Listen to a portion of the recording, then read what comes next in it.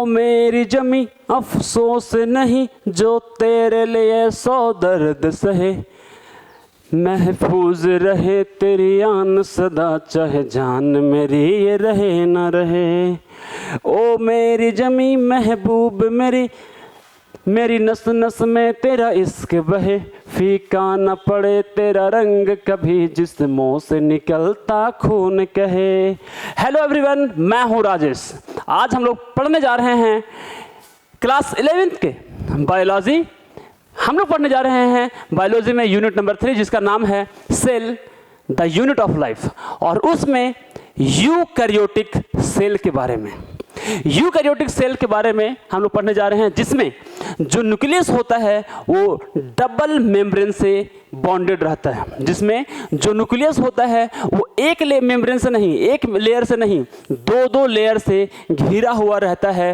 उसका जो न्यूक्लियस रहता है वो क्या रहता है, डबल मेम्ब्रेन से बॉन्डेड रहता है। मतलब न्यूक्लियस वेल डेवलप्ड होता है, न्यूक्लियस पूर्ण रूप से विकसित होता है। ठीक है, तो चलते हैं हम लोग किसके बारे में, यूकैरियोटिक सेल के बारे में स्टार्ट। सबसे पहली बात यदि बोले ना भाई, तो जो यूकैरियोटिक सेल है ना, यूकैरियोटिक सेल में यूकैरियोट्स के अंदर पहले जानना जरूरी है कि क्या होता है यूकैरियोट्स। तो वो सभी ऑर्गेनिज्म जो यूकैरियोटिक सेल से मिलकर कर बनी हुई होती है उसे हम लोग कहते हैं यूकैरियोट्स।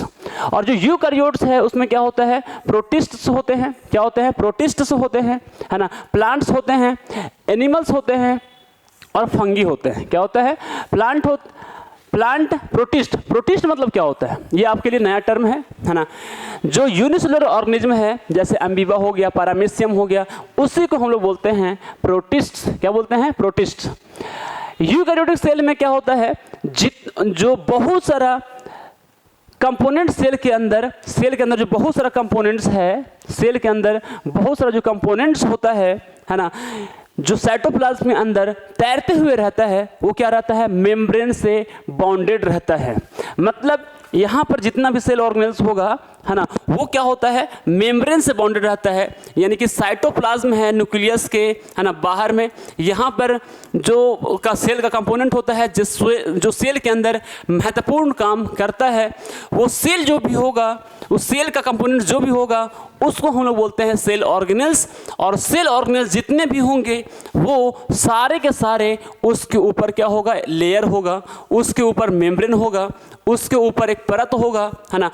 ऐसा सेल ऑर्गेनेल्स सिर्फ और सिर्फ यूकैरियोटिक सेल में पाया जाता है जो कि मेम्ब्रेन से बॉन्डेड रहता है। ठीक है, अच्छा, यदि हम लोग आगे बात करें तो हम लोग प्रोकैरियोटिक सेल के बारे में, यूकैरियोटिक सेल के बारे में।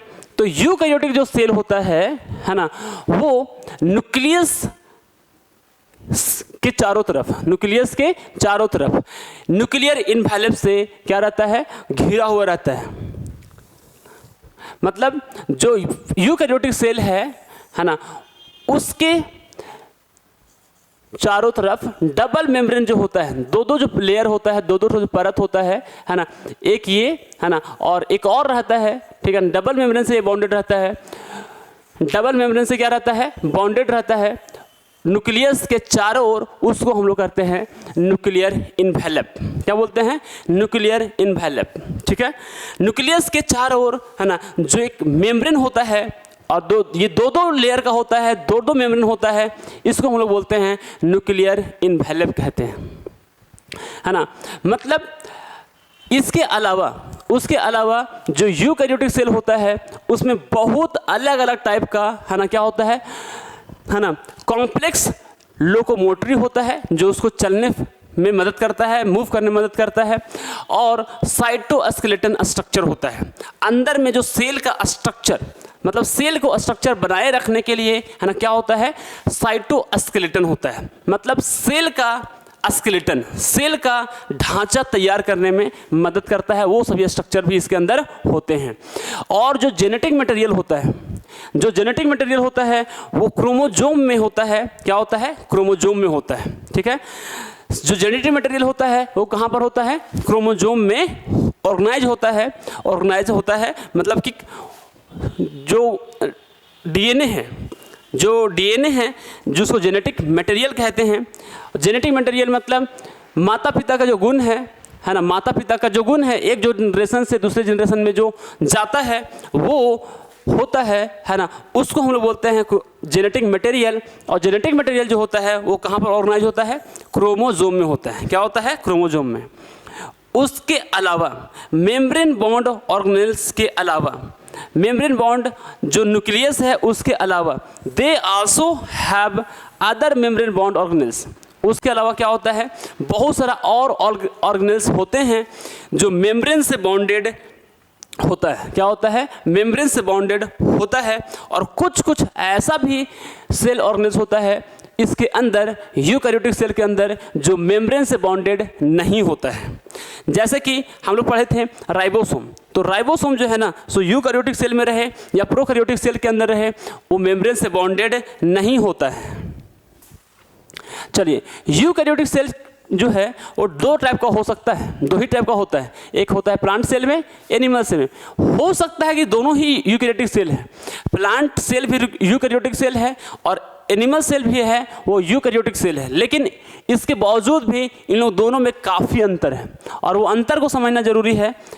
वो क्या है, वो अंतर को समझना जरूरी है कि भाई किस टाइप का वो अंतर हो सकता है। यदि सेल वॉल के अनुसार देखें, सेल वॉल, तो सेल वॉल क्या होता है ना, प्लांट सेल में प्रेजेंट होता है, एनिमल सेल में प्रेजेंट नहीं होता है ना। यदि वैक्यूल का बात करें, है ना, जो छोटा छोटा सेल के अंदर जो खाली स्पेस होता है उसका बात करें, तो प्लांट सेल में प्रेजेंट होता है, एनिमल सेल में एब्सेंट होता है। यदि प्लास्टाइड्स का बात करें, जो सेल के अंदर, प्लांट सेल के अंदर सिर्फ पाया जाता है, कलर प्रोवाइड करता है ना, तो सिर्फ और सिर्फ प्लांट सेल में होता है ना, एनिमल सेल में प्लास्टाइड्स नहीं होता है। यदि सेंट्रियोल का बात करें, जो सेल डिवीजन में मदद करता है ना, वो प्लांट सेल में नहीं होता है ना, सेंट्रियोल। और सेंट्रियोल सिर्फ और सिर्फ प्रेजेंट होता है एनिमल सेल में। ठीक है, आगे चलते हैं मेरे भाई।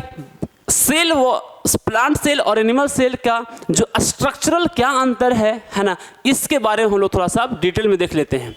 तो सबसे पहले एनिमल सेल, एनिमल सेल का ये है ना स्ट्रक्चर, एक एक करके आपको बताते हैं।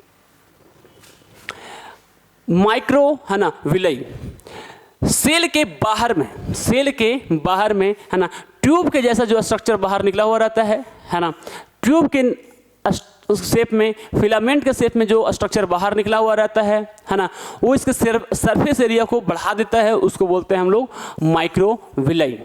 प्लाज्मा मेम्ब्रेन इंपॉर्टेंट मटेरियल को जो अंदर आने देता है ना, और सेल के अंदर जो कुछ इंपॉर्टेंट नहीं है ना, या तो फिर वेस्ट है, उसको बाहर जाने के लिए मदद करता है, वो होता है प्लाज्मा मेम्ब्रेन। यानी कि ये बोल सकते हैं कि क्या चीज़ है, सेमी परमिएबल मेम्ब्रेन। कुछ मटेरियल, इंपॉर्टेंट मटेरियल को अंदर आने देता है, जो इंपॉर्टेंट नहीं होता है उसको अंदर आने नहीं देता है। सेंट्रियोल जो कि यहाँ दिख रहा है, सेंट्रियोल जो कि सेल डिवीजन में क्या करता है, हेल्प करता है। ठीक है, अब देखिए है ना, पेरोक्सिसोम, पेरोक्सिसोम क्या होता है, पेरोक्सिसोम जो होता है, सो इसको बोलते हैं सेल डिटॉक्सिफिकेशन, है ना। सेल के अंदर यदि कुछ हार्मफुल चीज़ बन गया है ना, उसको डिटॉक्स करने में, उसके जो जहरीलापन है उसको हटाने में, है ना, ब्रेक करने में जो पेरोक्सिसोम है वो क्या मदद करता है। लाइसोसोम है ना, फूड को डाइजेस्ट करने में मदद करता है, या तो फिर और बोल सकते हैं जो सेल के अंदर गंदगी होता है ना, उसको साफ करने में मदद करता है। राइबोसोम है ना, यहाँ पर क्या होता है, प्रोटीन बनता है। क्या बनता है, प्रोटीन बनता है। रफ इंडोप्लाज्मिक रेटिकुलम है ना, ये क्या होता है, जो इंडोप्लाज्मिक रेटिकुलम है वो क्या होता है, सेल के न्यूक्लियस के चारों ओर फैला हुआ होता है ना, और ये ट्रांसपोर्ट करने का काम करता है। क्या करता है, ट्रांसपोर्ट करने का काम करता है।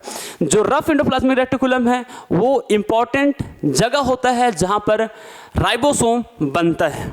साइटोप्लाज्म जहाँ पर बहुत सारा क्या होता है, एंजाइम होता है। प्लाज्मा मेम्ब्रेन के अंदर में जो फ्लूइड के जैसा मटेरियल होता है, फ्लूइड मैट्रिक्स जो होता है ना, जिसके अंदर बहुत सारा सॉल्यूशन होते हैं, या तो बोल सकते हैं कि कंपाउंड उसके अंदर घुला हुआ रहता है, सॉल्ट घुला हुआ रहता है ना, मिनरल्स होते हैं, और फिर इसके अंदर बहुत सारा सेल ऑर्गेनेल्स होता है।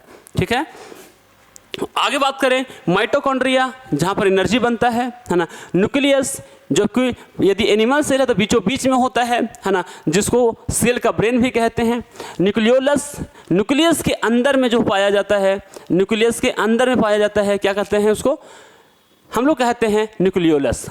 न्यूक्लियर इन्वेलप है ना, न्यूक्लियस जो रहता है, ये जो न्यूक्लियस है वो डबल मेम्ब्रेन से बॉन्डेड रहता है, दो लेयर से बॉन्डेड रहता है, घिरा हुआ रहता है।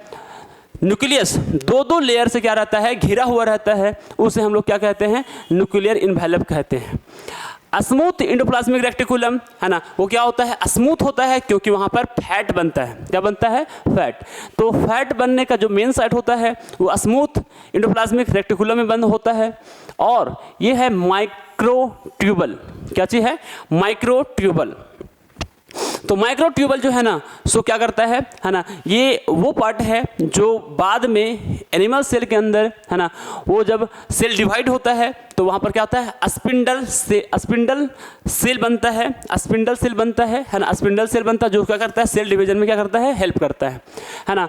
गोल्गी अपैरेटस क्या होता है ना, तो क्या करता है, गोल्गी अपैरेटस जो है सो पैकेजिंग करने में, इंपॉर्टेंट मटेरियल को है ना जहाँ पर बना है उसको पैक करने में मदद करता है ना, उसको एक जो वैक्यूल्स होता है उसके अंदर उसको पैक करने में मदद करता है, उसको बंद करने में मदद करता है ना, गोल्गी अपैरेटस।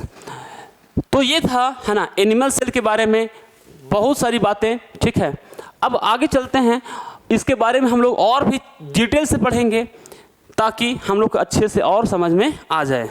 ये सब जितना भी सेल ऑर्गेनेल्स है सब के बारे में हम लोग एक एक करके पढ़ रहे हैं ऑनवर्ड क्लासेस में, है ना। चलिए प्लांट सेल के बारे में चलते हैं। प्लांट सेल के अंदर कुछ और बातें है ना, चलिए स्टार्ट करते हैं हम लोग सबसे पहले यहाँ से। रफ एंडोप्लाज्मिक रेटिकुलम होता है जो कि सेम काम होता है ना, क्या करता है, ये प्रोटीन बनाने का ये साइट होता है, जगह होता है। न्यूक्लियस है ना, थोड़ा सा प्लांट सेल में न्यूक्लियस बीचों बीच में नहीं रहता है, सेंटर में नहीं होता है, थोड़ा सा खिसका हुआ रहता है, थोड़ा सा पेरिफेरल पार्ट में होता है, थोड़ा सा किनारे में होता है ना। और वहाँ पर ये क्या है, न्यूक्लियस है। न्यूक्लियस के अंदर न्यूक्लियोलस होता है, ठीक है ना। और फिर गोल्गी अपैरेटस वही काम क्या करता है ना, इंपॉर्टेंट मटेरियल जहाँ पर बना है ना, उसको क्या करता है, पैक करने में मदद करता है। पैकेजिंग का काम होता है किसका, गोल्गी अपैरेटस। जो महत्वपूर्ण चीज़ जहाँ पर बना है उसको सेल का जो मतलब कि वैक्यूल्स जो होता है, वैक्यूल्स है ना, वैक्यूल्स जो होता है उसके अंदर उसको पैक करता है ताकि उसको टारगेट साइट पर जहाँ पर ले जाना है वहाँ पर ले जाया जा सके। ठीक है। न्यूक्लियर इन्वेलप, जो न्यूक्लियस रहता है उसके चारों ओर है ना क्या होता है, लेयर होता है, मेम्ब्रेन होता है, एक परत होता है, एक नहीं दो परत होता है, उसको बोलते हैं हम लोग न्यूक्लियर इन्वेलप। अब प्लाज्मा मेम्ब्रेन, ये दिख रहा है आपको प्लाज्मा मेम्ब्रेन। तो प्लाज्मा मेम्ब्रेन क्या होता है ना, सेमी परमेबल मेम्ब्रेन, मतलब बोले तो कि बहुत लचीला होता है ना, और वो जो है ना सो इम्पोर्टेंट मटेरियल को एंट्री या तो एग्जिट करने में मदद करता है। मिडिल लमेला, मिडिल लमेला क्या होता है, एक प्लांट सेल को दूसरे प्लांट सेल के साथ जोड़ने में हेल्प करता है, एक प्लांट सेल के साथ दूसरे प्लांट सेल को जोड़ने में मदद करता है। उसके अंदर होता है कि ये जो है क्या चीज़ है, सेल वॉल है। और सेल वॉल जो होता है ना, सो जो प्लांट सेल है उसको मजबूती प्रदान करता है, रिजिडिटी प्रदान करता है ना, कठोरता प्रदान करता है। ये है सेल ऑर्गेनेल माइटोकॉन्ड्रिया, जहाँ पर प्लांट सेल के अंदर एनर्जी बनता है। राइबोसोम है ना, जो कि प्रोटीन बनाने के लिए जरूर जाना जाता है। क्लोरोप्लास्ट है ना, ये क्लोरोप्लास्ट जो कि उसमें क्लोरोफिल पाया जाता है जो फोटोसिंथेसिस का प्रोसेस होने में मदद करता है। और फिर ये है यहाँ पर दिख रहा है, ये साइटोप्लाज्म है। साइटोप्लाज्म फिर से वही है ना, क्या बोले, फ्लूइड मैट्रिक्स।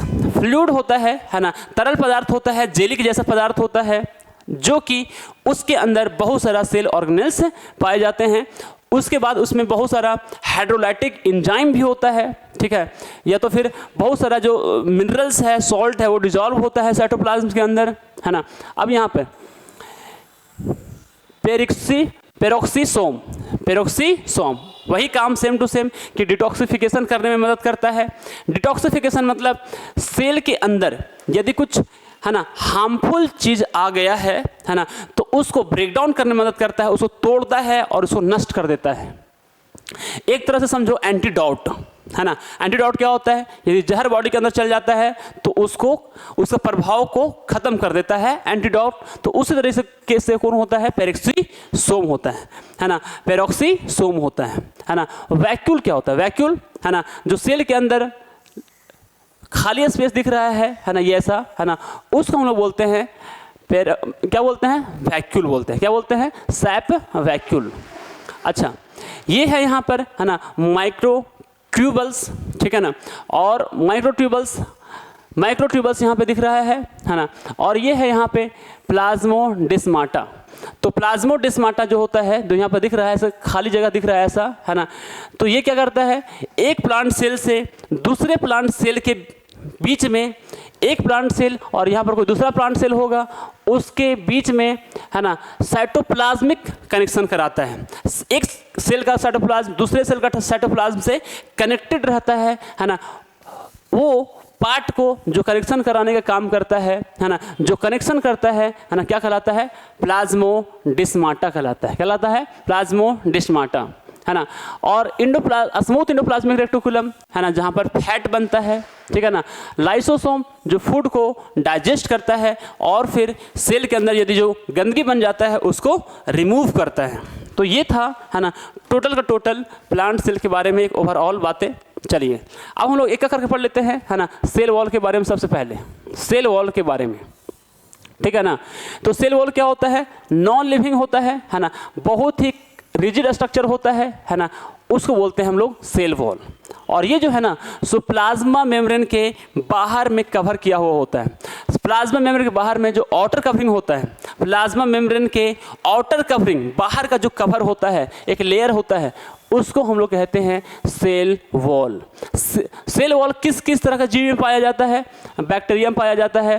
पूछेंगे कि भाई सेल वॉल किस किस जीव में पाया जाता है? बैक्टीरिया में पाया जाता है, कुछ यूनिसेलुलर ऑर्गेनिज्म में पाया जाता है, जिसको हम लोग है ना प्रोटिस्टेंस कहते हैं। प्रोटिस्टेन फंगी में पाया जाता है, प्लांट में पाया जाता है, और एल्गी में पाया जाता है सेल वॉल।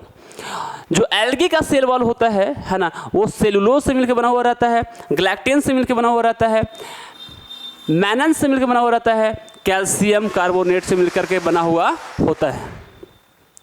चलिए आगे चलते हैं, है ना, और समझते हैं हम लोग इसके बारे में, प्लांट सेल के बारे में थोड़ा सा। प्लांट के अंदर है ना जो सेल वॉल है उसके अंदर ये बहुत सारा प्लांट का सेल दिखाया हुआ है जो एक दूसरे से जुड़ा हुआ रहता है। वो यदि एक का बात करें है ना, तो वो इस स्ट्रक्चर का होता है, और यहाँ पर जो ये वाला पार्ट दिखाया जा रहा है ना, जो अंदर का ये पार्ट दिख रहा है वो क्या कहलाता है? सेल वॉल कहलाता है। इसका एक पार्ट को देखें है ना, तो क्या यहाँ पर है? ये क्या चीज़ है? माइक्रोफाइब्रिल्स है। क्या चीज़ है ये? बहुत सारा ऐसा फाइब्रिल्स होता है, माइक्रोफाइब्रिल्स होता है, बहुत सारा क्या होता है? मैक्रोफाइब्रिल्स होता है। और उसके अंदर भी क्या रहता है? बहुत पतला पतला स्ट्रक्चर रहता है, सेलुलोज चेन कहते हैं। और सेलुलोज चेन रहता है, उसके अंदर भी क्या रहता है? बहुत छोटा छोटा जो स्ट्रक्चर रहता है ना, उसको हम लोग बोलते हैं सेलुलोज मॉलिक्यूल्स कहते हैं। क्या कहते हैं? सेलुलोज मॉलिक्यूल्स कहते हैं। चलिए मेरे भाई आगे चलते हैं और समझते हैं। यहाँ पर ये दिखाया हुआ है, प्लांट का सेल वॉल को दिखाया हुआ है थोड़ा डिटेल में, है ना। अब प्लांट का सेल वॉल में है ना, ये है सेल मेम्ब्रेन अंदर को, जो है ना, जिसके बाद क्या होता है? जिसके अंदर साइटोप्लाज्म होता है, और सेल का जो कंटेंट रहता है ना, उसको वो इनक्लोज करके रखता है, ताकि उस सेल के अंदर जो कंटेंट है ना, वो दूसरे सेल से मिक्स ना हो जाए। ठीक है, तो ये है सेल मेम्ब्रेन, ठीक है, जिसके सबसे अंदर का लेयर, ठीक है ना, और फिर ये है सबसे बाहर का जो लेयर है वो है सेल वॉल। क्या है? Cell wall. और फिर एक प्लांट सेल से दूसरे प्लांट सेल को, एक प्लांट सेल से दूसरे प्लांट सेल को, है ना, देखिए एक दूसरा प्लांट सेल, एक पहला प्लांट सेल ये है, एक प्लांट सेल ये है, और फिर दूसरा प्लांट सेल ये है। उसके बीच में प्लाज्मा मेम्ब्रेन के जो बीच में क्या होता है, जो जोड़ने का काम करता है एक प्लांट सेल को दूसरे प्लांट सेल से, उसको हम लोग बोलते हैं मिडिल लैमेला। क्या कहते हैं? Middle lamella. तो क्या बोले ना कि एक प्लांट सेल के जो सेल मेम्ब्रेन होता है ना, एक प्लांट सेल के जो सेल वॉल होता है, दूसरे प्लांट का जो सेल वॉल होता है, उसके बीच में है ना एक लेयर होता है जो दोनों को जोड़ने में मदद करता है। इसको हम लोग कहते हैं मिडिल लैमेला। क्या बोलते हैं? Middle lamella. एक बात आपको बताना चाहते हैं हम पीछे, है ना, कि भाई यहाँ पर देखो, है ना, ये जो प्लाज्मोडेस्माटा है वो एक सेल से दूसरे सेल के साइटोप्लाज्म का कनेक्शन कराता है, साइटोप्लाज्म का कनेक्शन कराता है। और यहाँ पर अलग चीज़ है ना, और यहाँ पर ये है कि एक सेल से दूसरे सेल जो है उसके बाहर से उसको जोड़ता है, बाहर से क्या करता है, उसको जोड़ता है, चिपकाता है ना, उसको हम लोग बोलते हैं, है ना, क्या? Middle lamella. मेरे भाई आगे चलते हैं। यहाँ पर क्या चीज़ है जो यहाँ पर दिख रहा है, थोड़ा और डिटेल में देखें तो ये है मिडिल लैमेला। ये क्या है? मिडिल लैमेला है ना, जो दोनों के बीच को जोड़ने का काम कर रहा है, एक प्लांट सेल से दूसरे प्लांट सेल को जोड़ने का काम कर रहा है। और यहाँ पर जो दिख रहा है ट्यूब के जैसा स्ट्रक्चर जो दोनों के साइटोप्लाज्म को जोड़े हुए हैं, है ना, वो कहलाता है प्लाज्मोडेस्माटा। ये सेल मेम्ब्रेन दिखाया हुआ है ना। अब प्राइमरी सेल वॉल, एक सेल वॉल क्या होता है, सबसे बाहर वाला जो लेयर होता है सेल वॉल का, उसको हम लोग बोलते हैं प्राइमरी सेल वॉल। उसके अंदर जो लेयर होता है सेल वॉल का, उसको बोलते हैं हम लोग सेकेंडरी सेल वॉल। क्या बोलते हैं? Secondary cell wall. अच्छा, यहाँ पर समझाया आप लोगों को, है ना, कि भाई ये क्या चीज़ है? प्लाज्मोडेस्माटा है ना, जो एक सेल के साइटोप्लाज्म है, दूसरे सेल का जो साइटोप्लाज्म है ना, उस जोड़ने वाला ट्यूब को हम लोग बोलते हैं क्या? प्लाज्मोडेस्माटा। और जो मिडिल लैमेला है ना, एक क्या होता है, बीच में सेल वॉल, दोनों का जो सेल वॉल होगा उसके बीच में उसको चिपकाए जो रखता है वो कहलाता है मिडिल लैमेला। क्या कहलाता है? Middle lamella. हाँ, तो अब मेरे भाई जो सेलुलोज है ना, वो क्या होता है? सेलुलोज से मिल करके बना हुआ होता है प्लांट का सेल वॉल। प्लांट का सेल वॉल किससे मिलकर बना हुआ रहता है? सेलुलोज से बना हुआ रहता है। प्लांट का जो सेल वॉल है वो किससे मिलकर बना हुआ रहता है? सेलुलोज से मिलकर बना हुआ रहता है। और सेल वॉल होता है पहला प्राइमरी सेल वॉल, है ना। प्राइमरी सेल वॉल जो होता है सो पतला होता है, लचीला होता है ना, और उसमें क्या होता है? बढ़ने का क्षमता होता है, मतलब ग्रो कर सकता है ना, वो कहलाता है प्राइमरी सेल वॉल। और क्या होता है ना, ग्रेजुअली वो धीरे धीरे क्या होता है, जैसे जैसे बड़ा होते जाता है, डेवलप होते जाता है, मैच्योर होते जाता है सेल, वैसे वैसे जो प्राइमरी सेल वॉल है वो क्या होता है? ख़त्म होते जाता है। ठीक है, क्या बोले ना कि भाई अभी प्राइमरी सेल वॉल पहले क्या होता है ना, इनिशियल स्टेज में जब शुरुआत में सेल डिवीजन से डॉटर सेल बनता है तो पहले जो होता है जो प्राइमरी सेल वॉल रहता है वो अच्छा से काम करता है, पतला होता है, इलास्टिक होता है और बढ़ने का उसमें क्षमता होता है। जैसे जैसे बढ़ते जाता है, ग्रो करते जाता है ना, प्राइमरी सेल वॉल ख़त्म हो जाता है और टोटल का टोटल बन जाता है वो सेकेंडरी सेल वॉल। और जो सेकेंडरी सेल वॉल होता है ना, वो बहुत ही कठोर रहता है, मोटा रहता है, ठीक है ना, और formed inner on the side, मतलब अंदर के साइड में वो क्या होता है? बनता है। जो प्राइमरी सेल वॉल है उसके अंदर की तरफ क्या हो रहा होता है? बन रहा होता है। मेरे भाई आगे चलते हैं और हम लोग पढ़ लेते हैं मिडिल लैमेला के बारे में थोड़ा अच्छे से। क्या बोले ना कि जो कॉमन लेयर है ना, दो सेल वॉल के बीच, दो एडजेसेंट सेल के बीच में, एक सेल है दूसरा सेल है, उसके बीच में है ना जो कॉमन लेयर होता है, एक ऐसा लेयर जो दोनों सेल को चिपका करके रखता है ना, उस लेयर को हम लोग बोलते हैं क्या? Middle lamella. ठीक है, और किससे बना हुआ रहता है? कैल्शियम से और मैग्नीशियम से बना हुआ होता है। इसको हम लोग है ना सेल प्लांट सीमेंट भी कहते हैं। सीमेंट क्या करता है? एक ईंट को दूसरी ईंट से जोड़ता है। उसी तरीके से है ना जो मिडिल लैमेला है वो एक सेल से दूसरे सेल को जोड़ करके रखता है। ठीक है, अमाउंट ऑफ है ना कैल्शियम इज मोर, इसमें कैल्शियम और मैग्नीशियम दोनों होता है, लेकिन कैल्शियम का जो मात्रा है वो ज़्यादा होता है। यहाँ पर दिखाया हुआ है ना मिडिल लैमेला, ये जो ऊपर वाला पार्ट है जो एक सेल को दूसरे सेल से चिपका करके रखता है ना, उसके अंदर वो जो पार्ट है ना जिसको हम लोग बोलते हैं प्राइमरी सेल वॉल, है ना, और जो सबसे लास्ट अंदर में जब वो डेवलप हो जाता है, बड़ा हो जाता है तो मोटा हो जाता है, ठीक है ना, उसको हम लोग बोलते हैं, है ना, ये उसके अंदर क्या होगा, प्राइमरी सेल वॉल होगा ये, है ना। उसके बाद जब ये डेवलप हो जाएगा तो प्राइमरी सेल वॉल कम हो जाएगा और फिर आ जाता है सेकेंडरी सेल वॉल। उसके अंदर होता है क्या, प्लाज्मा मेम्ब्रेन। क्या होता है, प्लाज्मा मेम्ब्रेन। चलिए आगे चलते हैं। यहाँ पर प्लाज्मोडेस्माटा के बारे में अभी बताए थे। तो क्या होता है, एक प्लांट का जो साइटोप्लाज्म रहता है, एक प्लांट का जो साइटोप्लाज्म रहता है ये, है ना, और दूसरा प्लांट का जो साइटोप्लाज्म है ये, उसको साइटोप्लाज्मिक कनेक्शन कराता है। एक प्लांट के जो साइटोप्लाज्म होता है दूसरे प्लांट का सेल का जो साइटोप्लाज्म होता है, उन लोग दोनों के बीच में जोड़ करके रखता है। उस ट्यूब को बोलते हैं प्लाज्मोडेस्माटा, ठीक है ना। और इसका क्या है कि ये जो रहता है ना, मेन गुण इसका प्लाज्मोडेस्माटा की ये है कि मल्टी सेलुलर प्लांट में पाया जाता है। किस में पाया जाता है, मल्टी सेलुलर प्लांट में। और जो इसमें क्या होता है, ER ट्यूबल्स होता है। क्या होता है, ER ट्यूबल्स होता है। चलिए आगे चलते हैं और समझते हैं भाई आगे सेल वॉल का क्या क्या काम है। तो सेल वॉल जो है ना, सो सेल को, है ना, आकार देने में मदद करता है, स्पेशल शेप बनाए रखने में मदद करता है, ठीक है। और दूसरा ये क्या करता है, सेल को मैकेनिकल डैमेज से और इन्फेक्शन से बचाता है। टूटने फटने से बचाता है, या तो उसको इन्फेक्शन होने से बचाता है, उसको जो है ना बीमारी, बाहर का जो हार्मफुल माइक्रो ऑर्गेनिज्म है, हार्मफुल जो जम्स है वो इंटर ना कर जाए, वायरस वगैरह, है ना, इससे इसको प्रोटेक्ट करता है। और फिर जो सेल वॉल का क्या फंक्शन है ना, it also help in the cell to cell interaction. एक सेल से दूसरे सेल को, है ना, ये क्या करता है ना, इंटरेक्शन करा के रखता है ना, मेल जोल करा के रखता है ना, कौन, सेल वॉल, ठीक है ना। और बोलता है it provide barrier undesirable micro molecules, micro नहीं है, मैक्रो है ना, जो बहुत सारा ऐसा होता है, क्या करता है, जो बैक्टीरिया वगैरह होता है जो प्लांट सेल के अंदर इंटर कर सकता है ना, उससे इसको रोकता है, इससे उसको क्या करता है, रोकता है, ठीक है ना।